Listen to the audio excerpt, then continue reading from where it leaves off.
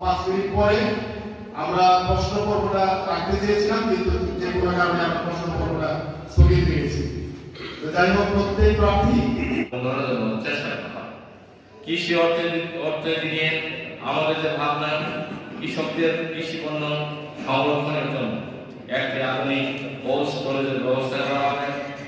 কৃষকদের জন্য শুল্কবিহীন কৃষি 50 থেকে 100 শয্যায় উন্নতিকরণ এবং আমাদের একটি ব্যাটারির হাসপাতাল আছে, যেটা আমাদের যতটুকু উন্নয়ন আছে এতে আরো বেশি উন্নয়ন করার জন্য উপজেলাকে অর্থনৈতিক জোন ভিত্তিক ভাগ করে 5000 মানুষের জন্য নতুন কর্মসংস্থান সৃষ্টি করব ইনশাআল্লাহ। হাসপাতাল এবং 5 বছর পর্যন্ত শিশু এবং 60 বছর পর্যন্ত 60 বছর ঊর্ধ্বে যে বয়স্কদের চিকিৎসা ফ্রি করা, প্রসূতি না হলে মায়েদের বিনামূল্যে চিকিৎসা সেবা এবং প্রয়োজনীয় সহায়তা করা।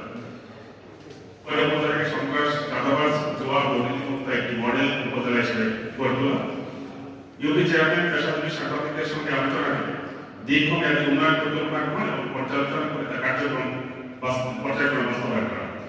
ফুলবাড়িয়া উপজেলার শিক্ষাবিদ প্রথিত শিক্ষকদের নিয়ে একটা শিক্ষা কমিটি গঠন করে শিক্ষা প্রতিষ্ঠান ও শিক্ষা সার্বিক সকল ধর্মবর্ণ যোগ্য নাগরিকদের নিয়ে অঞ্চল ভিত্তিক বিভিন্ন কমিটি গঠন করে উন্নয়ন কার্যক্রম পরিচালনা করা হবে ইনশাআল্লাহ।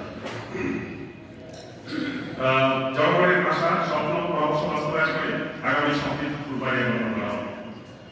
যোগাযোগ ব্যবস্থার ক্ষেত্রে আমরা ময়মনসিংহ ফুলবাড়িয়া হায়ার কিশোরগঞ্জ এবং কালবাজার রোডকে প্রশস্ত করে মহাসড়ক কে উন্নয়ন এবং এর 4 লেন সড়কের সংযোগ স্থাপন করে ঢাকা এবং কামারপুর জেলার সাথে সংযোগ স্থাপন করে উন্নত করা।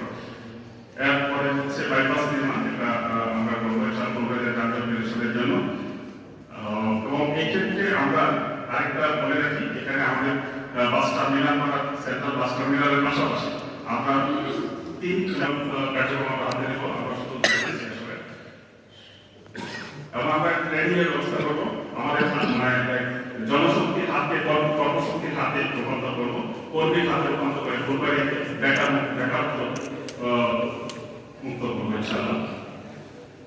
শুধু দেখিয়ে যাচ্ছি সঙ্গে রাখবো, আমরা প্রত্যেকটা ইউনিয়নে একই করে ক্লাব করবো এবং টুর্নামেন্টের আয়োজন, রেগুলার শরীরচর্চা এবং খেলাধুলার ব্যবস্থা আমরা করবো। নাগরিক সুবিধার ক্ষেত্রে আমরা পৌরসভাকে সমৃদ্ধ করবো ইনশাআল্লাহ। আধুনিকায়ন, নাগরিক সুবিধা যা দেওয়া এখানে আছে ইনশাআল্লাহ। সুস্থ বিদ্যুতের জিরো টলারেন্স কর্মসূচি গ্রহণ ও সামাজিক ইনশাআল্লাহ। আমরা মাদকের ব্যাপারে বেতনের ন্যূনতম স্কেল বেতন দেয় আমাদের এই গ্রামের প্রান্তিক পর্যায়ে 2টি হসপিটাল গুরুত্ব অনুযায়ী যে জায়গায় করলে সাধারণ মানুষ সেবা পাবে সেখানে 100 শয্যা বিশিষ্ট আরো 2টি হসপিটাল করা হচ্ছে। ফুলবাড়িয়াতে আধুনিক অডিটোরিয়াম নাই, সেটাও করার চেষ্টা করব। ফুলবাড়িয়া কলেজকে সরকারিকরণের চেষ্টা করব। ফুলবাড়িয়ার বেকারত্ব দূরীকরণের জন্য কারিগরি শিক্ষা ইনস্টিটিউট স্থাপনের চেষ্টা করব। ফুলবাড়িয়া শহরে বাইপাস রাস্তা, যেটা খুবই জরুরি, কারণ যখনই আসি আমি থেকে এইটুকু পার হতে মিনিমাম 30 থেকে 40 মিনিট লেগে যায় এবং শুধু আর যখন খুব বেশি জাম থাকে তখন 2 ঘন্টাও লেগে যায়। তো এইটা অবশ্যই এইটা সবচেয়ে ইম্পর্টেন্ট যে জিনিস, আমাদের ইয়াং সমাজ মাদক আসক্ত। দক্ষিণ অঞ্চলে বনাঞ্চল নিয়ে একটি পার্ক নির্মাণ, বিশেষ করে সন্তোষপুর, রাঙামাটিয়া, এলাইপুর অঞ্চলে পর্যটন এলাকা ঘোষণা করেছে। রাঙামাটি ইউনিয়নে বরবিলা কেন্দ্রিক সরকারি একটি পর্যটন অঞ্চল স্থাপন করব। অলরেডি আমাদের ইউনিয়ন সাহেব যে পদক্ষেপ নিয়েছেন খুবই প্রশংসনীয়, তাকে ধন্যবাদ জানাই।